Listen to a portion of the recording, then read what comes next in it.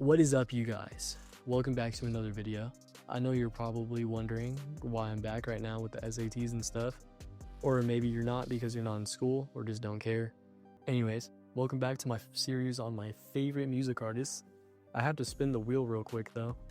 As you already know, I did the Aaron May video last, so if you haven't checked that out already, then do so right now before you watch the video. Say Dwayne Ricardo Onfroy, better known to the world as XXXTENTACION, was one of the most controversial and influential artists of his generation. Born on January 23rd of 1998 in Plantation, Florida, his life was marked by chaos, pain, creativity, and ultimately transformation. Music became his escape, a way to channel emotions he didn't fully understand. Influenced by genres ranging from hip-hop and rock to emo and R&B, he developed a sound that didn't fit into any genre.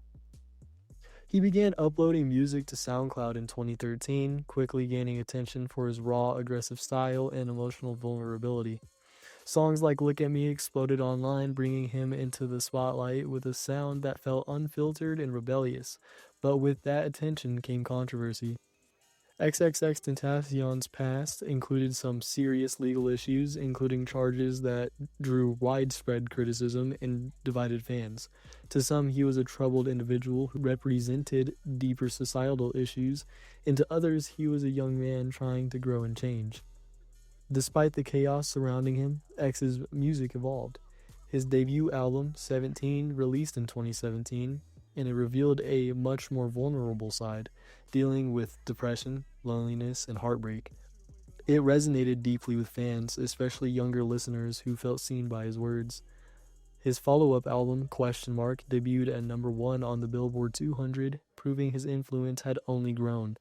In his final months, X spoke more openly about self-improvement, mental health, and positivity. He encouraged his audience to find purpose, to grow, and to break cycles of negativity, messages that contrasted sharply with his earlier image. On June 18th of 2018, at just 20 years old, XXXTentacion was tragically killed in a robbery in Deerfield Beach, Florida. His death shocked the world and sparked conversations about his legacy, both the good and the bad. Today, XXXTentacion remains a complicated figure. His music continues to impact millions, and his story serves as both a cautionary tale and a reflection of the struggles many young people face. Whether remembered for his flaws or for his growth, one thing is certain: his voice left a lasting mark on music and culture.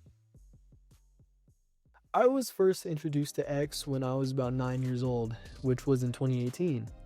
Sounds very bandwagon-like, I know, but I started listening to him before his death, if that helps anything, I guess.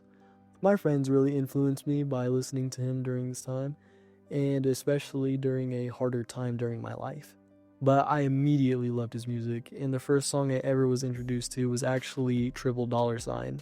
I love his music taste, and I don't really like his out-of-studio antics, especially with his legal troubles, but I normally tried to separate the art from the artist. Anyways, his personality always stuck to me.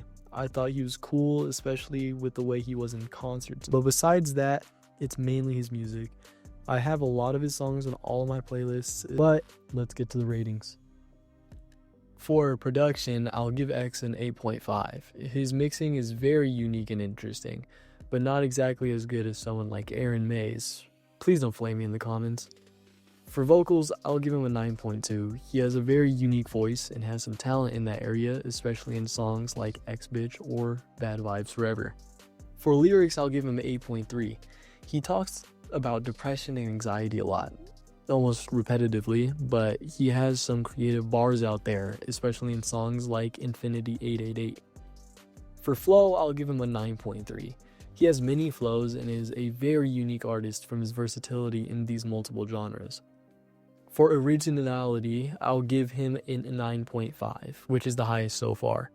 He helped create a new genre of rap and a new wave of rap that hasn't been entirely fulfilled in recent years, especially in the SoundCloud genre or whatever you call that. And he put his music into a genre of its own, especially from the start. But this leads to his overall score, which is an 8.96. But if we round that up, that's a 9. That's pretty good. Thank you all for watching this video. I'll probably be more like consistent on my videos soon. I just need to get the SATs done and then I'll be good. On the practice test, I got an 1120, which isn't too bad, you know. Maybe I shouldn't be putting my information like that out on the internet, but I don't think anyone's going to take an 1120 out of context or against me in some way, so I don't really care about that. But I appreciate everyone's support, you know. It's been kind of busy in this last month or so, and I've been trying to be more consistent, stuff like that. And the editing software that I was using, it was getting a little bit expensive because I also needed to find another job. And I had an interview, so that's always nice. But again, I appreciate the support, and I'll see y'all in the next video.